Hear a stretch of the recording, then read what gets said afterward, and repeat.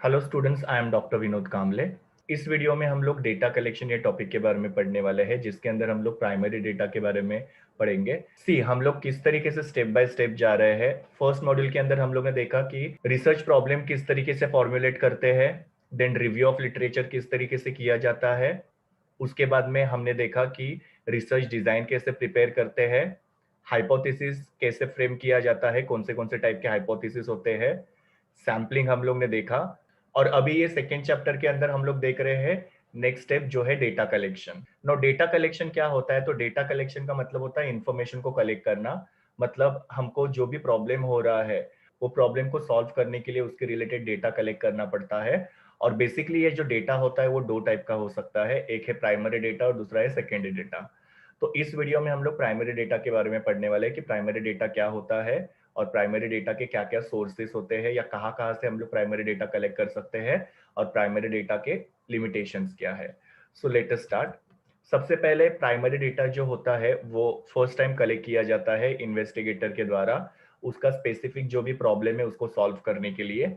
ये जो डेटा होता है ये प्योर डेटा कहलाया जाता है, बिकॉज इसके ऊपर कोई भी स्टैटिस्टिकल ऑपरेशंस नहीं किए गए हैं। मतलब ये डेटा पहले किसने कलेक्ट नहीं किया है और उसके ऊपर कोई भी स्टैटिस्टिकल टूल अप्लाई नहीं किया या उसका एनालिसिस नहीं किया है। और ये डेटा जो है पूरी तरीके से ओरिजिनल होता है। जैसे हम लोग एग्जांपल देख सकते हैं कि सेंसस का जो डेटा होता है, तो 10 साल में एक बार गवर्नमेंट उसको कलेक्ट करता है। तो वो जो सेंसस का डेटा है उसको हम लोग यहाँ पे प्राइमरी डेटा बोल सकते हैं।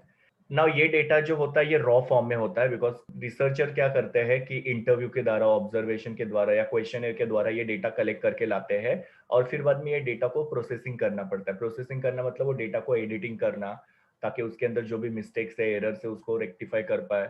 फिर वो डेटा को कोडिफाई किया जाता है, कोड्स दिए जाते हैं, फिर उसका क्लासिफिकेशन किया जाता है कैटेगरी वाइज, मेल फीमेल या इनकम वाइज या एजुकेशन वाइज उसका कैटेगराइजेशन किया जाता है, जिसको क्लासिफिकेशन बोलते हैं। और फाइनली वो डेटा को फिर टैबुलेशन किया जाता है ताकि वो डेटा का एनालिसिस करना इजी हो जाए। तो प्राइमरी डेटा जो होता है रॉ फॉर्म में होता है और उसको प्रोसेसिंग करना पड़ता है। नाउ ये जो प्राइमरी डेटा होता है काफी रिलायबल होता है, बिकॉज रिसर्चर खुद उसको कलेक्ट करते हैं और उनको जो डेटा चाहिए उस टाइप के वो क्वेश्चन पूछ के वो डेटा जो होता है वो कलेक्ट किया जाता है। तो खुद रिसर्चर ने डेटा कलेक्ट किया है तो इसके लिए ये डेटा जो है रिलायबल है। और ये इंक्वायरीज के लिए काफी सुटेबल होता है। इंक्वायरीज का मतलब क्या होता है? किसी का सेटिस्फेक्शन लेवल फाइंड आउट करना या किसी का एटीट्यूड जानना किसी पर्टिकुलर चीज के तरफ, या फिर हम लोग को किसी का प्रॉब्लम या इश्यू वगैरह जो है वो आइडेंटिफाई करना है। तो उसके लिए ये जो पर्टिकुलर प्राइमरी डेटा होता है वो सुटेबल होता है, उसके लिए सेकेंडरी डेटा यूज नहीं हो सकता है। लेकिन यहाँ पे ये जो डेटा होता है थोड़ा एक्सपेंसिव होता है और इसमें काफी ज्यादा टाइम और मनी ये दोनों इन्वॉल्व होते हैं। तो प्राइमरी डेटा के अपने कुछ बेनिफिट्स भी है और कुछ डिसएडवांटेजेस भी है। अभी हम लोग देखते हैं प्राइमरी डेटा कलेक्ट करने के अलग अलग कौन से मेथड्स होते हैं। तो फर्स्ट मेथड है यहाँ पे ऑब्जर्वेशन का। ना, ऑब्जर्वेशन का मतलब क्या होता है? तो रिसर्चर जो होता है यहाँ पे रिस्पोंडेंट जो होते हैं उनके पास से डेटा कलेक्ट करता है, लेकिन वो डेटा जो होता है वो इंटरव्यू लेके या बातचीत करके नहीं, सिर्फ ऑब्जर्वेशन करके वो डेटा कलेक्ट किया जाता है। एग्जाम्पल, अगर सपोज कोई भी रिसर्चर है उसको ये फाइंड आउट करना है कि जो भी स्टूडेंट्स है उनका न्यूज़पेपर रीडिंग हैबिट क्या है, तो वो सिंपली क्या करेंगे, किसी भी कॉलेज के लाइब्रेरी में जाएंगे और वहां पे स्टूडेंट्स को ऑब्जर्व करेंगे। वहां पे वो ये ऑब्जर्व कर सकते हैं कि गर्ल्स या बॉयज कौन ज्यादा न्यूज़पेपर रीड करता है, फिर वो लोग न्यूज़पेपर रीडिंग के लिए कितना टाइम स्पेंड करते हैं। फिर बाद में न्यूज़पेपर में अलग अलग सेक्शन होते हैं, जैसे पॉलिटिकल न्यूज़ होती है, एंटरटेनमेंट के या बॉलीवुड के न्यूज़ होते हैं, या दूसरे जनरल टाइप के न्यूज़ होते हैं, तो कौन सा सेक्शन वो लोग ज़्यादा पढ़ते हैं। तो ये सब चीज़ों को यहाँ पे वो जो रिसर्चर है वो ऑब्जर्व करेगा। और ऑब्जर्व करके उसको वो क्या करते हैं, फिर अपनी जो भी नोटबुक है उसके अंदर उसको नोट डाउन करके लेते हैं। तो इस तरीके से यहाँ पे बिना किसी बातचीत किए या बिना किसी इंटरव्यू के सिर्फ ऑब्जर्वेशन करके रिसर्चर जो है वो रिस्पोंडेंट्स का डेटा कलेक्ट करते हैं। या दूसरा एग्जांपल हम लोग यहाँ पे देखते हैं कि अगर सपोज हमको फाइंड आउट करना है कि कंज्यूमर का बाइंग बिहेवियर क्या है, वो किस टाइप के गुड्स परचेस करते हैं, तो सिंपली यहाँ पे रिसर्चर क्या करेगा, मार्केट प्लेस में जाएगा, वहां पे वो खड़े रहेंगे और जो भी कंज्यूमर्स आएंगे उनको ऑब्जर्व करेंगे कि वो लोग क्या गुड्स परचेस करते हैं, किस तरीके से गुड्स परचेस करते हैं, बार्गेनिंग करते हैं कि नहीं, प्राइस वगैरह कितना पे करने के लिए रेडी होते हैं, कौन से टाइप के गुड्स वो लोग खरीद रहे हैं। तो ये सब चीजों को ऑब्जर्व करके डेटा यहाँ पे कलेक्ट किया जाता है ना। यहाँ पे ये जो ऑब्जर्वेशन मेथड है इसके एडवांटेजेस क्या है? तो पहले तो इसमें कोई भी रिस्पोंडेंट का बायसनेस नहीं होता है, बिकॉज यहाँ पे हम लोग रिस्पोंडेंट को कोई क्वेश्चन नहीं पूछ रहे हैं, सिर्फ उसको ऑब्जर्व किया जा रहा है। और उसको ऑब्जर्व किया जा रहा है इसके बारे में शायद उनको अवेयरनेस भी नहीं होगा। तो वो जो रिस्पोंडेंट है वो नेचुरली बिहेव कर रहा है, नेचुरली बिहेव करने की वजह से हम लोग करेक्ट डेटा उनके पास से कलेक्ट कर पा रहे हैं। जब हम लोग उनको क्वेश्चंस पूछते हैं या क्वेश्चनर देते हैं फिलअप करने के लिए, तो शायद तक वो हम लोग को बायस डेटा दे दे या रॉन्ग डेटा दे दे, पर यहाँ पे सिर्फ ऑब्जर्वेशन कर रहे हैं, तो इसकी वजह से यहाँ पे बायसनेस नहीं है, बिकॉज हम जो उसको ऑब्जर्व कर रहे हैं उसके बारे में उसका अवेयरनेस नहीं है इसकी वजह से। नाउ सेकंड बेनिफिट यहाँ पे ये है कि मल्टीपल रिस्पॉन्डेंट्स को ऑब्जर्व किया जा सकता है सेम टाइम पे सेम प्लेस पे, तो उसके वजह से रिसर्चर का यहाँ पे टाइम, मनी और एनर्जी ये सब बच रहा है। बिकॉज जब इंटरव्यूज वगैरह हम लोग लेते हैं तो उसमें क्या होता है, एट ए टाइम हम लोग एक पर्सन का इंटरव्यू ले सकते हैं, लेकिन यहाँ पे मल्टीपल लोगों को हम लोग ऑब्जर्व कर सकते हैं, उनके बारे में जो भी उनका बिहेवियर है वो नोट डाउन करके ले सकते हैं, तो ऑब्वियसली यहाँ पे टाइम, मनी और एनर्जी सेव हो रहा है, तो ये भी एक एडवांटेज है। तीसरा है, यहाँ पे रिस्पोंडेंट पे डिपेंड रहना नहीं पड़ता है, बिकॉज इंटरव्यू में या क्वेश्चनर मेथड में क्या होता है, रिस्पोंडेंट के ऊपर डिपेंड रहना पड़ता है, उनका अपॉइंटमेंट लेना पड़ता है और उनके टाइम अवेलेबिलिटी के हिसाब से उनको मिलना पड़ता है, लेकिन यहाँ पे ऐसे होता नहीं है। जो भी हमारे सामने पर्सन आता है उसको हम लोग ऑब्जर्व कर सकते हैं और डेटा कलेक्ट कर सकते हैं, और फिर बाद में यहाँ पे जो भी डेटा कलेक्ट किया जाता है वो रिलायबल और एक्यूरेट होता है, बिकॉज हम खुद ये डेटा कलेक्ट कर रहे हैं, प्रॉपर ऑब्जर्वेशन कर रहे हैं और उस बेसिस पे ये डेटा कलेक्ट किया जा रहा है, इसके लिए डेटा को हम लोग रिलायबल भी बोलेंगे और एक्यूरेट भी बोलेंगे। लेकिन इसके कुछ डिसएडवांटेजेस भी है। पहला डिसएडवांटेज ये है कि ये काफी टाइम टेकिंग प्रोसेस है। ये जो प्रोसेस होता है ऑब्जर्वेशन का वो शॉर्ट टाइम में कंप्लीट नहीं किया जा सकता है। काफी बार क्या होता है कि हमको जो बिहेवियर ऑब्जर्व करना है वो बिहेवियर एग्जिबिट नहीं होता है या उसके लिए रिस्पोंडेंट काफी ज्यादा टाइम लगाता है, तो इसकी वजह से यहाँ पे टाइम का काफी ज्यादा इन्वॉल्वमेंट होता है, रिसर्चर का काफी ज्यादा टाइम ये मेथड में जाता है। ये एक्सपेंसिव भी है, बिकॉज इसके लिए ट्रेंड स्टाफ की जरूरत पड़ती है, कॉम्पिटेंट स्टाफ की जरूरत पड़ती है, क्योंकि यहाँ पे ऑब्जर्व करके उसका प्रॉपरली इंटरप्रिटेशन करके उसको नोट डाउन करना, इसके लिए काफी ज्यादा नॉलेज की जरूरत होती है, तो उसके लिए ट्रेनिंग देना पड़ता है, तो ये अगेन एक्सपेंसिव मेथड हो जाता है। यहाँ पे इन डेप्थ इंटरव्यू पॉसिबल नहीं होता है, जो भी बिहेवियर दिखता है उसको सिर्फ रिसर्चर नोट डाउन करता है, पर अगर सपोज कोई इंफॉर्मेशन हम लोग को डिटेल में जाननी है तो वो यहाँ पे पॉसिबल नहीं है। वो सिर्फ क्या होता है कि इंटरव्यू मेथड में हम लोग लोगों से डिटेल में इंफॉर्मेशन ले सकते हैं, ऑब्जर्वेशन से डिटेल इंफॉर्मेशन मिलती नहीं है। और लास्ट वाला यहाँ पे है कि रिसर्चर जो कभी कभी इसमें बायसनेस कर सकते हैं, वो जो है वो कुछ जो ऑब्जर्वेशन होते हैं वो खुद के जजमेंट के हिसाब से लिखते हैं, उनको जो फील हुआ, उनको जो लगा वो उन्होंने लिखा है, शायद तक वो बिहेवियर जो है वो अलग हो सकता है, तो यहाँ पे रिसर्चर का कभी कभी बायसनेस भी हो सकता है। अभी हम लोग देखते हैं what are the types of observation method, जिसमें पहला है structured and unstructured observation. Structured observation का मतलब क्या होता है, यहाँ पे सब कुछ प्री प्लान्ड होता है, मतलब कितना टाइम एक पर्सन को ऑब्जर्व करने के लिए अलॉट करना है, कौन से टाइप का इंफॉर्मेशन चाहिए, वो सब पहले से डिसाइड किया रहता है और उसके हिसाब से फिर ऑब्जर्वेशन करके डेटा कलेक्ट किया जाता है। अनस्ट्रक्चर्ड में क्या होता है, ये नॉन प्लान्ड होता है, यहाँ पे कितना टाइम अलॉट करना है, कौन सी इंफॉर्मेशन कलेक्ट करनी है, ये सब यहाँ पे प्री प्लान किया जाता नहीं है। Now second method is distinguished and undistinguished observation. पहले हम लोग देखते हैं कि डिस्टिंग्विश्ड ऑब्जर्वेशन क्या होता है, तो यहाँ पे रिसर्चर जो है वो जो भी रिस्पोंडेंट्स होते हैं उनके साथ उनके एक्टिविटी में पार्टिसिपेंट करते हैं, मतलब वो जो भी एक्टिविटी कर रहे हैं उसके अंदर वो इन्वॉल्व होते हैं और वो अपनी आइडेंटिटी को भी कंसील करते हैं। यहाँ पे आइडेंटिटी कंसील करना मतलब क्या, वो क्यों उनके साथ इन्वॉल्व हो रहे हैं, उनका पर्पस क्या है, वो सब जो होता है वो उनको बताते हैं। तो यहाँ पे रिस्पोंडेंट्स को पता है कि ये रिसर्चर है और ये हमको ऑब्जर्व कर रहे हैं। लेकिन जो अनडिस्टिंग्विश ऑब्जर्वेशन होता है, वहां पे रिसर्चर जो है वो रिस्पोंडेंट्स के साथ पार्टिसिपेट तो करता है, लेकिन उनको अपनी आइडेंटिटी कंसील नहीं करता है, मतलब वो कौन है वो नहीं बताते। तो यहाँ पे क्या हो रहा है कि जो भी रिस्पोंडेंट्स है वो नेचुरली बिहेव करते हैं, लेकिन यहाँ पे डिस्टिंग्विश ऑब्जर्वेशन में शायद ऐसे हो सकता है कि उनको पता है कि वो जो रिसर्चर उनको ऑब्जर्व कर रहा है तो वो नेचुरली बिहेव न कर पाए, तो इस तरीके से डिस्टिंग्विश्ड और अनडिस्टिंग्विश्ड ऑब्जर्वेशन करते हैं। डिस्टिंग्विश ऑब्जर्वेशन में जो रिसर्चर है वो रिस्पोंडेंट को अपनी आइडेंटिटी बताते हैं, उनका पर्पस बताते हैं। अनडिस्टिंग्विश के अंदर वो अपना पर्पस बताते नहीं है। फिर तीसरा है मैकेनिकल ऑब्जर्वेशन। यहाँ पे कोई भी मशीन जो होते हैं उसको यूज किया जाता है ऑब्जर्वेशन के लिए, जैसे आजकल सीसीटीवी कैमरा यूज किए जा सकते हैं, पहले टेप रिकॉर्डर या वीडियो टेप वगैरह ये सब यूज किए जाते थे।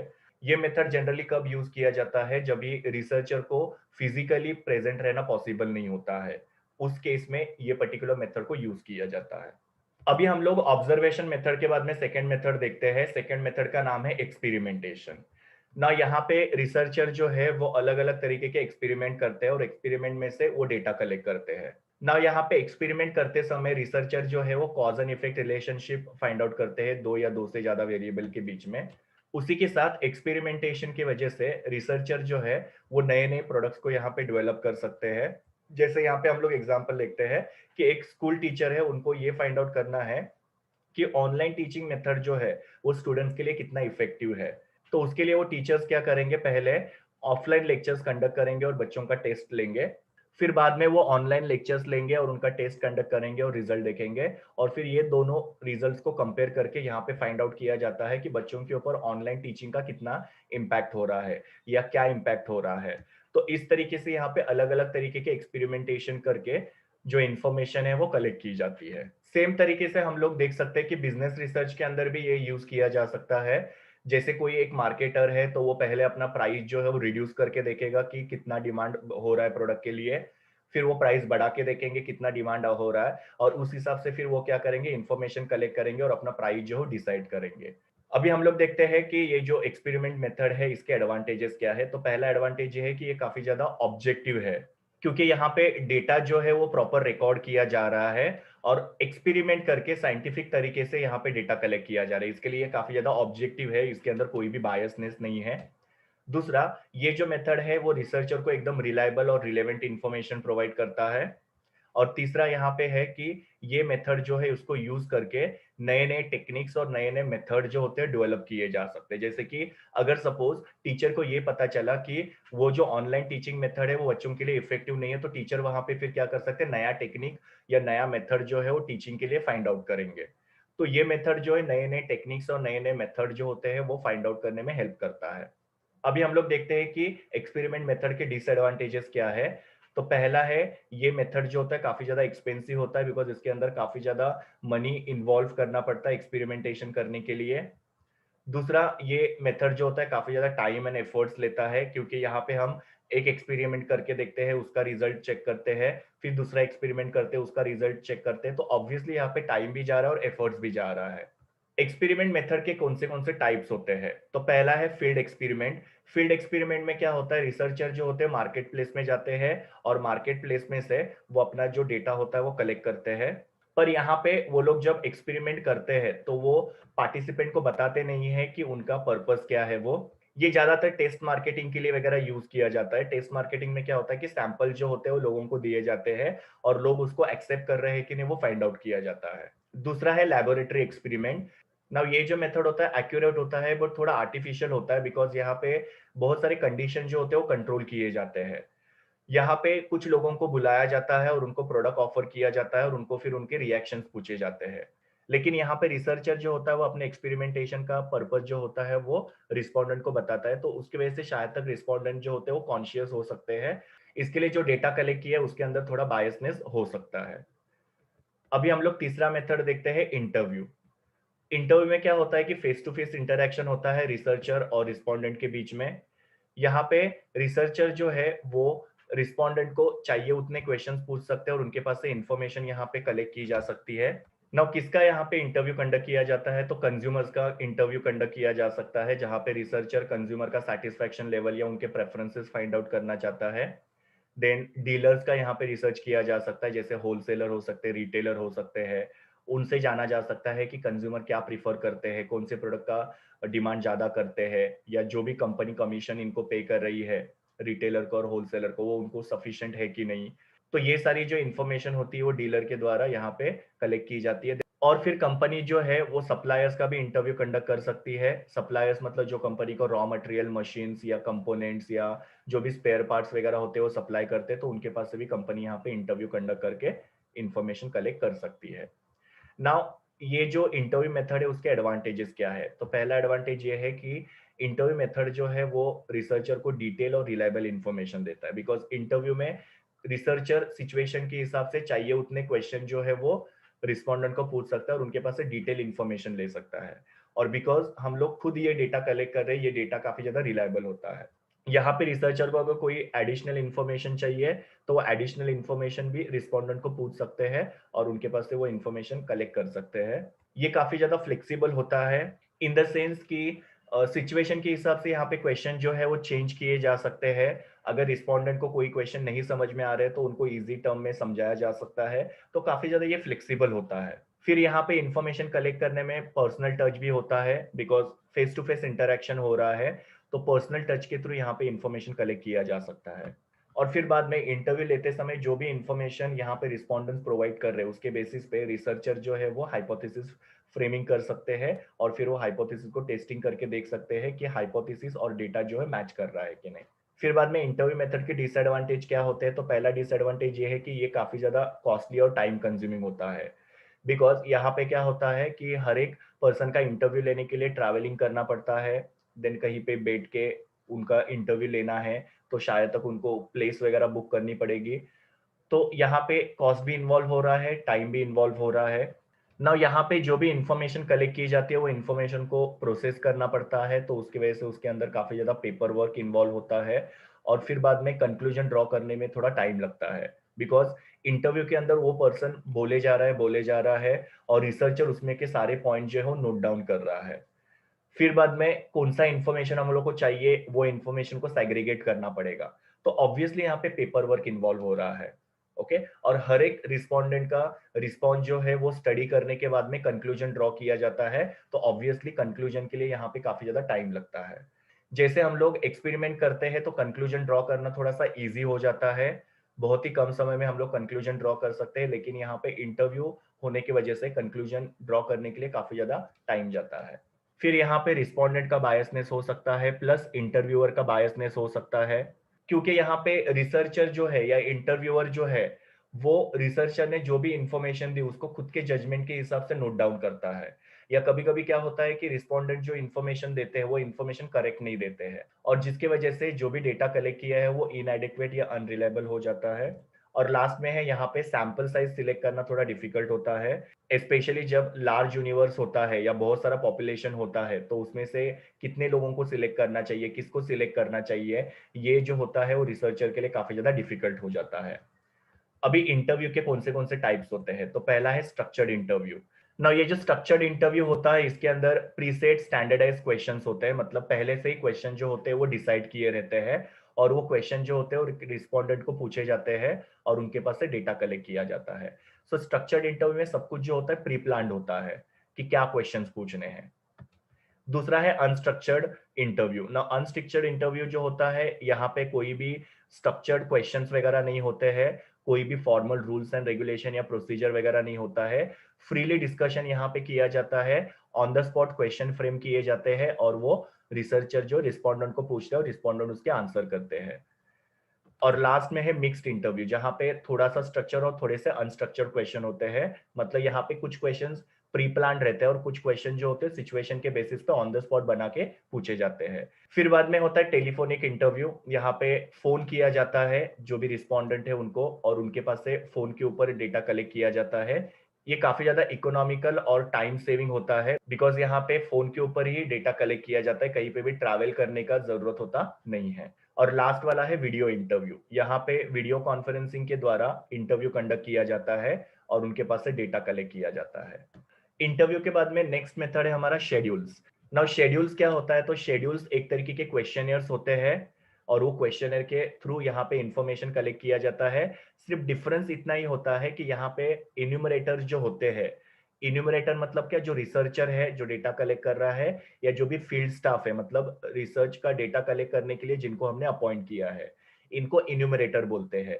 और ये इन्यूमरेटर जो होते हैं वो यहाँ पे खुद क्वेश्चनियर भरते हैं, मतलब जो रिस्पोंडेंट है उनको क्वेश्चनर नहीं दिया जाता है, इन्यूमरेटर जो है वो रिस्पोंडेंट को क्वेश्चन पूछते हैं, उनका जो आंसर आएगा वो वहां पे टिक किया जाता है। और ये इन्यूमरेटर जो होते हैं इनको स्पेशली क्वेश्चंस भरवाने के लिए यहाँ पे अपॉइंट किया जाता है ना। यहाँ पे अगर सपोज सामने जो रिस्पोंडेंट है उनको अगर कोई भी डिफिकल्टीज आती है या उनको कोई भी प्रॉब्लम है, तो वो प्रॉब्लम जो होता है ये सॉल्व करते हैं। जैसे कोई क्वेश्चन नहीं समझ में आ रहा है तो क्वेश्चन को उनको इजी टर्म्स में समझाया जाता है, उनको अगर कोई चीज के बारे में इंफॉर्मेशन चाहिए तो वह इंफॉर्मेशन उनको प्रोवाइड की जा सकती है। तो यहाँ पे इन्यूमरेटर जो है वो हर एक चीज जो होते हैं वो रिस्पोंडेंट को एक्सप्लेन करते हैं, और उसके बाद में उनके पास से डेटा कलेक्ट किया जाता है। नाउ ये जो मेथड होता है वो एक्सटेंसिव इंक्वायरीज के लिए यूज किया जाता है, मतलब डिटेल में अगर कोई भी इंक्वायरी हमको जानना है, जैसे क्या प्रॉब्लम है, या फिर उनका सोशियो इकोनॉमिक स्टेटस जानना है, उनका सेटिस्फेक्शन लेवल जानना है या उनका एटीट्यूड फाइंड आउट करना है, तो उसके लिए ये मेथड जो होता है वो यूज किया जाता है और इसका रिजल्ट जो होता है काफी ज्यादा रिलायबल होता है। लेकिन ये मेथड जो है थोड़ा एक्सपेंसिव है बिकॉज यहाँ पे इन्यूमरेटर्स को अपॉइंट करना पड़ता है जिनको पेमेंट करना पड़ता है, प्लस उनको ट्रेनिंग देना पड़ता है, उसका भी कॉस्ट यहाँ पे इन्वॉल्व होता है। और ये मेथड जो होता है वो ज्यादातर क्या करते हैं, गवर्नमेंट एजेंसीज या जो भी बड़े बड़े ऑर्गेनाइजेशन होते हैं वो इसको यूज करते हैं। हमारा जो इंडिया का सेंसस होता है उसमें शेड्यूल मेथड यूज किया जाता है। आपने देखा होगा कि वो जो इन्यूमरेटर्स आते हैं वो एक बड़े से क्वेश्चनर के साथ हमारे घर में आते हैं और फिर हमको वो एक एक क्वेश्चन पूछते हैं और वो टिक करते हैं। तो हमारा जो सेंसस होता है पॉपुलेशन का उसके लिए शेड्यूल्स को ज्यादातर यूज किया जाता है। अभी शेड्यूल मेथड के क्या एडवांटेजेस है ना, पहला एडवांटेज ये है कि ये जो मेथड है ये काफी ज्यादा ऑनेस्ट और ऑब्जेक्टिव है बिकॉज यहाँ पे हम लोग खुद डेटा कलेक्ट कर रहे हैं। फिर यहाँ पे डेटा कलेक्ट किया गया है वो काफी ज्यादा वैलिड है, रिलायबल है और कंप्लीट है। क्योंकि जब हम लोग किसी को क्वेश्चनर हैंड ओवर करते हैं तो ऐसा हो सकता है कि वो हमको प्रॉपर डेटा नहीं दे रहे हैं या आधा क्वेश्चनर भर रहे हैं, पर यहाँ पे हम लोग क्या कर सकते हैं, उनको क्रॉस क्वेश्चंस वगैरह कर सकते हैं और फाइंड आउट कर सकते हैं वो करेक्ट इन्फॉर्मेशन दे रहे हैं कि नहीं। और पूरा जो क्वेश्चनर है उसके सारे क्वेश्चंस उनको हम लोग पूछ के उनके पास से डेटा कलेक्ट कर सकते हैं। तो इसके लिए ये हमको वैलिड, रिलायबल और कंप्लीट इंफॉर्मेशन अवेलेबल करके देते हैं। यहाँ पे डिटेल इंफॉर्मेशन पॉसिबल होता है और जो भी फैक्ट्स है उसको वेरीफाई किया जा सकता है ऑन द स्पॉट। बिकॉज जैसे मैंने आप लोगों को बोला कि यहाँ पे हम लोग पर्सनली वहां पे उनको मिल रहे हैं तो हम लोग को जो चाहिए वो डिटेल में हम लोग उनको पूछ सकते हैं, अलग अलग तरीके से उनको पूछ सकते हैं जिसकी वजह से हमको ये पता चलेगा कि वो जो बोल रहे हैं वो सही है कि नहीं। तो कोई भी क्वेश्चन को हम लोग यहाँ पे थोड़ा सा टर्न एंड ट्विस्ट करके बार बार पूछ सकते हैं जब भी हमको किसी क्वेश्चन के ऊपर डाउट आता है कि ये बराबर इंफॉर्मेशन नहीं दे रहे। तो उसको क्रॉस चेक करने के लिए यहाँ पे जो भी रिसर्चर है वो थोड़े से सेम क्वेश्चन को अलग अलग फॉर्मेट में पूछेंगे। तो अगर वो सेम आंसर दे रहे इट मींस वो बराबर इंफॉर्मेशन हम लोग को प्रोवाइड कर रहे हैं। अगर सपोज हरदम वो हमको अलग अलग आंसर दे रहे हैं मींस वो हम लोग को प्रॉपर आंसर नहीं दे रहे हैं। तो यहाँ पे जो भी इंफॉर्मेशन हम लोग कलेक्ट कर रहे हैं उसको ऑन द स्पॉट वेरीफाई किया जा सकता है। और डिटेल इंफॉर्मेशन की वजह से और चीजों को प्रॉपर वेरीफाई करने की वजह से हमारा जो रिसर्च वर्क होता है उसकी क्वालिटी इंप्रूव हो जाती है। और लास्ट वाला यहाँ पे एडवांटेज ये है कि यहाँ पे यूनिफॉर्म इंफॉर्मेशन कलेक्ट की जा सकती है।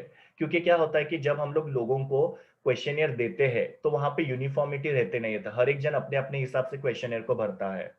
इवन वो लोग टिक करते हैं तो टिक करने का उनका तरीका अलग होता है, या जो भी वो इंफॉर्मेशन लिखते हैं वो उनको जो समझ में आता है क्वेश्चन उसके हिसाब से वो इंफॉर्मेशन देते हैं। लेकिन यहाँ पे इन्यूमरेटर खुद ही आंसर जो है वो रिस्पोंडेंट को पूछ के फिलअप कर रहा है तो डेफिनेटली वहां पे यूनिफॉर्मिटी है, एक प्रॉपर पैटर्न में या स्टैंडर्ड पैटर्न में वो लोग वहां पे इंफॉर्मेशन को फिल करते हैं। नाउ ये शेड्यूल मेथड के डिसएडवांटेज क्या है, तो पहला डिसएडवांटेज ये है कि ये काफी ज्यादा एक्सपेंसिव और टाइम कंज्यूमिंग मेथड है बिकॉज यहाँ पे जो भी इन्यूमरेटर्स होते हैं उनको प्रॉपर ट्रेनिंग देना पड़ता है, फिर बाद में उनको सैलरी वगैरह पे करनी पड़ती है। इसके लिए जो स्मॉल फर्म्स है वो ये मेथड को यूज नहीं कर सकते हैं। दूसरा डिसएडवांटेज ये है कि यहाँ पे जो भी इन्यूमरेटर्स है उनके ऊपर डिपेंड रहना पड़ता है। इन्यूमरेटर जितने सिंसियर और ऑनेस्ट रहेंगे उतना वो रिसर्च का डेटा जो है प्रॉपर कलेक्ट करेंगे। लेकिन अगर वो इन्यूमरेटर जो है वो डिसऑनेस्ट होते हैं तो वो लोग क्या कर सकते हैं, खुद ही अपने हाथ से जो चाहिए वो इन्फॉर्मेशन फिलअप करेंगे बिकॉज उनको क्या करना है, उनका जो डेटा कलेक्शन का काम है वो कंप्लीट करना है। तो यहाँ पे इन्यूमरेटर्स का ऑनेस्ट होना, सिंसियर होना और हार्ड वर्किंग होना काफी ज्यादा जरूरी है। और लास्ट वाला है यहाँ पे रिस्पॉन्डेंट्स कभी कभी बायस हो सकते हैं, मतलब इन्यूमरेटर जब उनको क्वेश्चंस पूछते हैं तो शायद तक ऐसे हो सकता है कि वो उनको रॉन्ग इन्फॉर्मेशन दे रहे हैं। शेड्यूल के बाद में नेक्स्ट प्राइमरी डेटा का मेथड है survey method. Now survey method जो होता है ये भी एक डेटा कलेक्शन का मेथड है जहाँ पे जो भी लोग है या रिस्पॉन्डेंट से उनको क्वेश्चन पूछा जाता है और उनके पास से जो भी डिजायर्ड इन्फॉर्मेशन है उसको कलेक्ट किया जाता है। यहाँ पे भी एक फॉर्मल क्वेश्चनर जो होती है वो प्रिपेयर की जाती है। यहाँ पे जो क्वेश्चन पूछे जाते हैं वो डेमोग्राफिक इंटरेस्ट के क्वेश्चंस होते हैं। ये जो सर्वे मेथड है डेटा कलेक्शन का ये टाइम के साथ और टेक्नोलॉजी के साथ बहुत ज्यादा चेंज होते गया है। पहले फेस टू फेस सर्वे किया जाता था, मतलब एक क्वेश्चनर जो होता था वो पेपर फॉर्म में लोगों को दिया जाता था और लोगों का ओपिनियन कलेक्ट किया जाता था। लेकिन आजकल जो है वो टेलीफोन से सर्वे किया जाता है, देन ऑनलाइन सर्विस किए जाती है या ईमेल के द्वारा यहाँ पे सर्वे किए जाते हैं और सर्वे करके यहाँ पे लोगों के पास से इंफॉर्मेशन कलेक्ट की जाती है। ये जो सर्वे मेथड है इसके एडवांटेजेस क्या है, सबसे पहला एडवांटेज इसका ये है कि यहाँ पे हम लोग को broad range of information collect करना पॉसिबल होता है। जैसे कि हमको किसी का socio economic status find out करना है, उनका एटीट्यूड फाइंड आउट करना है, ओपिनियन, मोटिव्स, ये सब चीजें फाइंड आउट करने के लिए हम लोग यहाँ पे सर्वे मेथड यूज कर सकते हैं। फिर बाद में ये मेथड जो होता है काफी ज्यादा फास्ट होता है, काफी ज्यादा चीपर होता है, स्पेशली जब हम लोग टेक्नोलॉजी का यूज करते हैं। सो टेक्नोलॉजी के थ्रू यहाँ पे हम लोग फास्ट इंफॉर्मेशन कलेक्ट कर सकते हैं। जैसे कि आप लोगों ने यूट्यूब के ऊपर देखा होगा कि यूट्यूब के ऊपर बहुत सारे क्वेश्चंस आते हैं। जैसे आपको पर्टिकुलर चैनल के ऊपर कौन सा सीरियल ज्यादा अच्छा लगता है, या जैसे मैंने आप लोगों को इंट्रोडक्शन में बताया था, बिग बॉस जब होता था तो बिग बॉस के अंदर वो पूछते थे कि कौन सा पार्टिसिपेंट आपको अच्छा लगता है, या कौन से पार्टिसिपेंट जो है उसका बिहेवियर आपको अच्छा नहीं लगता है। या कोई भी रियलिटी शोज वगैरह होता है उसके अंदर भी सर्वे वगैरह करके लोगों का ओपिनियन लिया जाता है, और उसके हिसाब से वो रियलिटी शो में जो पार्टिसिपेंट होते हैं उनको इविक्ट किया जाता है। तो इस तरीके से टेक्नोलॉजी का यूज किया जाता है। इसकी वजह से डेटा कलेक्ट करना जो होता है काफी ज्यादा फास्ट और चीपर हो चुका है, और ये मेथड जो है काफी ज्यादा मैनेज करने के लिए सिंपल है, और यहाँ का डेटा जो होता है एकदम रिलायबल होता है। अभी ये जो सर्वे मेथड है इसके डिसएडवांटेज क्या है, तो यहाँ पे कभी कभी रिस्पोंडेंट जो होते हैं वो इन्फॉर्मेशन देने के लिए रेडी नहीं होते हैं। ओके, बिकॉज उनको वो इन्फॉर्मेशन काफी ज्यादा पर्सनल लगती है, या उनको सेफ फील नहीं होता, इसके लिए वो इन्फॉर्मेशन नहीं देते हैं। फिर बाद में कभी कभी क्या होता है कि रिस्पोंडेंट जो होते हैं उनकी खुद की भी इनएबिलिटी होती है, वो इन्फॉर्मेशन नहीं दे सकते हैं। जैसे हम लोग देखते हैं कि बहुत सारे गांव खेड़े होते हैं जहाँ पे अगर हम लोग इन्फॉर्मेशन कलेक्ट करने के लिए जाते हैं, या बहुत सारे ऐसे फीमेल्स होते हैं जिनके पास से इन्फॉर्मेशन कलेक्ट करने के लिए जाते हैं, तो वो इन्फॉर्मेशन नहीं दे पाते हैं, उनको हम लोग के साथ कम्युनिकेशन करने को आता नहीं है। तो उस केस में डेटा कलेक्ट करना थोड़ा मुश्किल हो जाता है। फिर यहाँ पे बायसनेस हो सकता है रिस्पोंडेंट का, रिस्पोंडेंट जो इन्फॉर्मेशन देते हैं वो शायद तक यहाँ पे प्रॉपर नहीं होती है। नाउ यहाँ पे काफी बड़ा प्रॉब्लम ये होता है कि जो रिसर्चर होता है वो अलग पर्पज से क्वेश्चन पूछता है, और रिस्पोंडेंट जो होता है उसको अलग तरीके से इंटरप्रेट करता है। तो रिस्पोंडेंट को वो क्वेश्चन जिस तरीके से समझ में आया वो उसके हिसाब से उसका आंसर देता है। ओके, तो उसके वजह से क्या हो सकता है कि रिसर्चर का जो पर्पस है वो क्वेश्चन पूछने का वो सर्व नहीं होता, या वो फुलफिल नहीं होता है। रिसर्चर को जो यहाँ पे इंफॉर्मेशन चाहिए थी वो शायद वहां पे उसको नहीं मिल रही है। तो भले ही वहां पे रिस्पोंडेंट ने आंसर दिया है, लेकिन वो आंसर जो है वो रिसर्चर के हिसाब से नहीं है। तो ये प्रॉब्लम यहाँ पे फेस करना पड़ सकता है।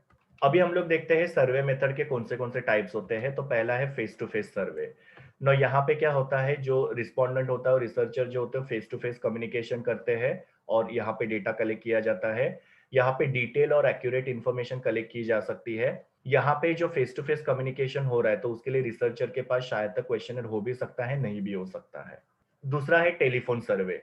नो टेलीफोन सर्वे में क्या होता है कि जो भी रिसर्चर होता है वो रिस्पोंडेंट को कॉल करता है, और उनको क्वेश्चन पूछ के उनके पास से डेटा कलेक्ट किया जाता है। ना ये जो मेथड है इसके अंदर डिटेल इंफॉर्मेशन पॉसिबल नहीं होता है, लेकिन ये मेथड जो है वो एडवांस कंट्रीज में जैसे कि यूएसए है वहां पे काफी ज्यादा पॉपुलर है।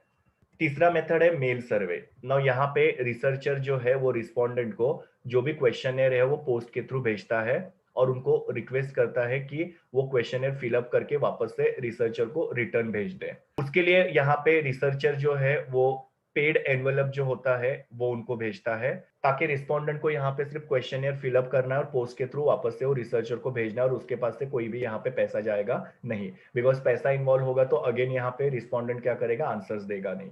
तो इसके लिए यहाँ पे रिसर्चर खुद ही क्या करता है, पेड एनवेलप जो होता है पोस्ट के थ्रू रिस्पोंडेंट को भेजता है, और उनको रिक्वेस्ट करता है कि वो क्वेश्चनर को फिलअप करके वापस से रिसर्चर को भेज दे। और लास्ट होता है ईमेल सर्वे। तो आजकल क्या किया जाता है, ईमेल के ऊपर जो भी क्वेश्चनर है वो भेजा जाता है, और उसके थ्रू यहाँ पे रिस्पॉन्सेस कलेक्ट किए जाते हैं। ये काफी इजी मेथड है। इजी तरीके से यहाँ पे बिना ज्यादा टाइम और मनी एनर्जी वेस्ट किए डेटा कलेक्ट किया जा सकता है। तो ये सारे अलग अलग मेथड्स थे प्राइमरी डेटा कलेक्शन के। ये मेरी यूआरएल है जहां से मैंने ये क्वेश्चन के लिए इमेजेस कलेक्ट किए हैं। अभी हम लोग देखते हैं जो प्राइमरी डेटा है उसके क्या लिमिटेशंस होते हैं। तो पहला लिमिटेशन है मोर पेपर वर्क। तो प्राइमरी डेटा कलेक्शन के लिए काफी ज्यादा पेपर वर्क इन्वॉल्व होता है। यहाँ पे बहुत सारे क्वेश्चनर्स वगैरह प्रिपेयर करने पड़ते हैं, या इवन यहाँ पे इंटरव्यूज जब होते हैं तो इंटरव्यू के अंदर जो भी रिसर्चर है उसको रिस्पोंडेंट ने क्या बोला वो नोट डाउन करना पड़ता है, या ऑब्जर्वेशन करते समय भी वहां पे रिसर्चर को नोट डाउन करना पड़ता है जो भी उन्होंने चीजें ऑब्जर्व की। तो इसके लिए यहाँ पे काफी ज्यादा पेपर वर्क होता है, और फिर बाद में वो डेटा जो होता है उसको प्रोसेसिंग करना पड़ता है, जिसमें एडिटिंग, कोडिंग, क्लासिफिकेशन, टैबुलेशन, ये सब चीजें करना पड़ता है। अभी ये एडिटिंग, कोडिंग, क्लासिफिकेशन, टैबुलेशन क्या होता है वो थर्ड मॉड्यूल के अंदर हम लोग डिटेल में पढ़ने वाले हैं। अभी सिर्फ इतना ही समझ लो कि यहाँ पे क्वेश्चनर प्रिपेयर करना पड़ता है डेटा कलेक्शन के लिए। क्वेश्चनर प्रिपेयर करके वो रिस्पोंडेंट के पास से भरवाया जाता है और फिर बाद में वो डेटा को प्रोसेसिंग किया जाता है। और ये सब प्रोसेस के अंदर काफी ज्यादा पेपर वर्क होता है। लेकिन आजकल इंटरनेट और कंप्यूटर की वजह से ये लिमिटेशन जो है वो कम हो चुका है, बिकॉज गूगल फॉर्म के थ्रू यहाँ पे इजीली इंफॉर्मेशन कलेक्ट की जा सकती है और एक्सेल के अंदर डेटा का प्रोसेसिंग जो है इजीली किया जा सकता है। तो जो पेपर वर्क यहाँ पे ज्यादा पहले इन्वॉल्व होता था वो अभी होता नहीं है। दूसरा है, ये मेथड काफी कॉस्टली है, क्योंकि यहाँ पे क्या होता है कि डेटा कलेक्शन के लिए ट्रेन स्टाफ की जरूरत पड़ती है, तो स्टाफ को जब ट्रेनिंग दी जाती है तो उसके अंदर कॉस्ट इन्वॉल्व होता है। उसके बाद में डेटा कलेक्ट करने के बाद में उसको फर्दर प्रोसेसिंग करना पड़ता है, और डेटा प्रोसेसिंग के लिए अगेन यहाँ पे कंप्यूटर और सॉफ्टवेयर की जरूरत पड़ती है, जो अगेन कॉस्ट में ऐड हो जाता है। तो बिकॉज यहाँ पे ट्रेन स्टाफ की जरूरत पड़ती है और स्टाफ को ट्रेनिंग देना है, प्लस यहाँ पे डेटा प्रोसेसिंग के लिए, डेटा एनालिसिस के लिए कंप्यूटर और सॉफ्टवेयर की जरूरत पड़ती है, तो यहाँ पे ज्यादा कॉस्ट इन्वॉल्व होता है। Third limitation is problem of sample design. Now primary data के अंदर सैंपल सिलेक्ट करना पड़ता है डेटा कलेक्शन पर्पस के लिए, और जो हम लोग सैंपल यहाँ पे सिलेक्ट कर रहे हैं वो सैंपल जो है वो पॉपुलेशन का ट्रू रिप्रेजेंटेटिव नहीं है। मतलब क्या कि हमारा जो टारगेट पॉपुलेशन है उसमें से हमने सैंपल को सिलेक्ट नहीं किया है, किसी रॉन्ग पर्सन को हमने यहाँ पे एज अ सैंपल सिलेक्ट किया है। तो यहाँ पे सैंपल सिलेक्ट करना भी काफी ज्यादा डिफिकल्ट हो जाता है। सैंपल सिलेक्ट करने के लिए यहाँ पे काफी ज्यादा एक्सपीरियंस की जरूरत होती है, नॉलेज की जरूरत होती है और ट्रेनिंग की जरूरत होती है, तब जाके वो रिसर्चर जो प्रॉपर सैंपल को सिलेक्ट कर सकता है। लेकिन कभी कभी ऐसे हो सकता है कि रिसर्चर ने गलती से गलत सैंपल को सिलेक्ट किया और उनके पास से डेटा कलेक्ट किया हुआ है। तो जब हम लोग रॉन्ग सैंपल सिलेक्ट करते हैं तो डेटा कलेक्शन रॉन्ग होता है और उसकी वजह से डिसीजन मेकिंग जो होता है वो भी रॉन्ग होता है। तो ये यहाँ पे लिमिटेशन है कि सैंपल सिलेक्ट करना काफी ज्यादा डिफिकल्ट हो जाता है। Next limitation is time consuming. ना प्राइमरी डेटा जो होता है इसको कलेक्ट करने में काफी ज्यादा टाइम लगता है। जैसे कि यहाँ पे क्वेश्चनर प्रिपेयर करना पड़ता है, फिर डेटा कलेक्ट किया जाता है, कलेक्टेड डेटा को प्रोसेसिंग करना पड़ता है। प्रोसेसिंग करना मतलब एडिटिंग करना, कोडिंग, क्लासिफिकेशन, टैबुलेशन करना। उसके बाद में वो डेटा का एनालिसिस किया जाता है और फाइनली उसमें से कंक्लूजन ड्रॉ किया जाता है। तो ये सारे प्रोसेस में काफी ज्यादा टाइम जाता है, और टाइम जाने की वजह से यहाँ पे डिसीजन मेकिंग जो होता है काफी ज्यादा डिले हो जाता है। और अगर टाइम पे हम लोग ने डिसीजन नहीं लिया तो उसकी वजह से हमारी जो अपॉर्चुनिटी है वो मिस हो सकती है, स्पेशली जब हम लोग बिजनेस के लिए रिसर्च करते हैं तभी। तो प्राइमरी डेटा काफी ज्यादा टाइम कंज्यूमिंग है। Next one is biasness of the respondent. जो रिस्पोंडेंट्स है वो यहाँ पे करेक्ट रिस्पॉन्स नहीं देते हैं। उन्होंने जो प्रोवाइड किया हुआ इन्फॉर्मेशन है वो शायद तक ट्रू नहीं है, फेक इन्फॉर्मेशन वो प्रोवाइड करते हैं। काफी बार रिस्पोंडेंट जो होते हैं वो डर जाते हैं, या वो अपना जो इन्फॉर्मेशन है वो किसी के साथ शेयर नहीं करना चाहते, तो उसकी वजह से वो करेक्ट इन्फॉर्मेशन नहीं देते हैं। और जो सेंसिटिव इन्फॉर्मेशन होता है वो कलेक्ट करना थोड़ा सा डिफिकल्ट हो जाता है, जैसे कि किसी की सैलरी हमको जाननी है, किसी के इन्वेस्टमेंट के बारे में, प्रॉपर्टी के बारे में अगर हम लोग को इन्फॉर्मेशन कलेक्ट करना है, तो हमको सिर्फ रिसर्च के लिए इन्फॉर्मेशन चाहिए, लेकिन सामने वाला पर्सन जो है वो उसको देने के लिए रेडी नहीं होता है, और कभी कभी वो हमको गलत इन्फॉर्मेशन दे देते हैं। अभी ये सिचुएशन को टैकल करने के लिए रिसर्चर ने वो क्वेश्चंस को प्रॉपरली फ्रेम करना चाहिए, प्लस रिसर्चर के पास प्रॉपर एक्सपर्टीज होना चाहिए कि ऐसे इन्फॉर्मेशन को हम लोग कैसे कलेक्ट कर सकते हैं। तो जैसे कि अगर हम लोग को किसी की सैलरी पूछनी है तो डायरेक्टली सैलरी नहीं पूछेंगे, हम लोग ब्रैकेट्स बनाएंगे, जैसे 15,000 टू 20,000 या 20,000 टू 25,000, 25,000 टू 30,000, इस तरीके से ब्रैकेट हम लोग पूछ सकते हैं। इन्वेस्टमेंट में भी हम लोग वैसे ही ब्रैकेट्स बना सकते हैं, उनके पास से इंफॉर्मेशन कलेक्ट कर सकते हैं।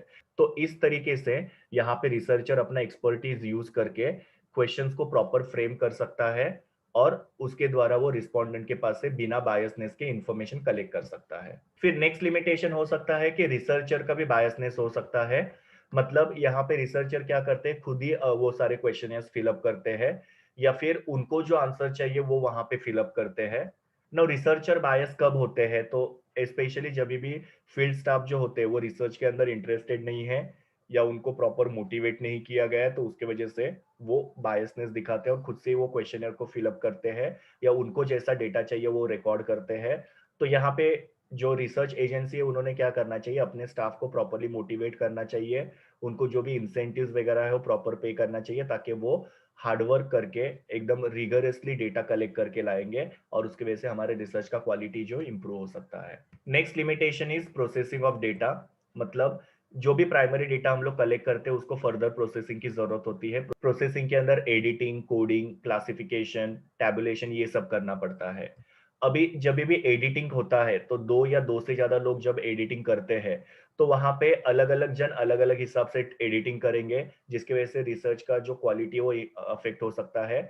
जैसे कुछ लोग जो है वो एडिट करते समय अगर सपोज आधा क्वेश्चन भरा हुआ है तो आधा क्वेश्चन खुद ही फिलअप करते हैं, या कुछ लोग ऐसे हो सकते हैं कि आधा क्वेश्चनियर है तो उसको वो साइड में रख देंगे या उसको कंसिडर नहीं करेंगे, उसको फाड़ के फेंक देंगे। तो हर एक का एडिट करने का तरीका जो है अलग अलग होता है, तो वो रिसर्च की क्वालिटी को अफेक्ट करता है। दूसरा, यहाँ पे जो कोडिंग किया जाता है उसमें कुछ एरर हो सकता है, क्लासिफिकेशन में एरर हो सकता है, इवन टैबुलेशन प्रॉपरली नहीं किया जाता है, तो उसकी वजह से भी रिसर्च की क्वालिटी जो होती है वो अफेक्ट होती है। तो आप लोग जब भी डेटा को प्रोसेसिंग करोगे तो आप लोग ऑब्जर्व करोगे कि एडिटिंग करने में प्रॉब्लम हो रहा है, या कभी कभी कोडिंग जो दिया गया है या टैबुलेशन जो किया है वो गलत हो सकता है। तो हम लोग जब यहाँ पे गलत तरीके से डेटा को प्रोसेसिंग करेंगे तो हमारा रिसर्च का क्वालिटी जो अफेक्ट होता है। इवन हम लोग कंप्यूटर के अंदर एक्सेल के अंदर जब ये डेटा को प्रोसेसिंग करते हैं तो उसमें भी काफी ज्यादा एरर होने के चांसेस हो सकते हैं। और स्पेशली ये कब होता है जब हमारा डेटा काफी ज्यादा लेंदी होता है, तो प्राइमरी डेटा जो होता है उसको कंपलसरीली प्रोसेसिंग करना पड़ता है और प्रोसेसिंग में काफी ज्यादा प्रॉब्लम्स आ सकते हैं जो रिसर्च की क्वालिटी को अफेक्ट कर सकता है। और लास्ट लिमिटेशन है प्रॉब्लम ऑफ नॉन रिस्पॉन्स, मतलब कि कभी कभी इलिटरेट लोग या कुछ लिटरेट लोग भी होते हैं जो डेटा देने के लिए बिल्कुल भी रेडी होते नहीं है, तो उसकी वजह से रिसर्चर को यहाँ पे प्राइमरी डेटा कलेक्ट करना काफी ज्यादा प्रॉब्लमेटिक हो जाता है। So this was all about primary data. ये मेरी यूआरएल है जहां से मैंने ये पर्टिकुलर क्वेश्चन के लिए इमेजेस लिए थे। Thank you students, please do like share comment and subscribe to my YouTube channel, and also recommend my channel to your friends. We will meet in the next video.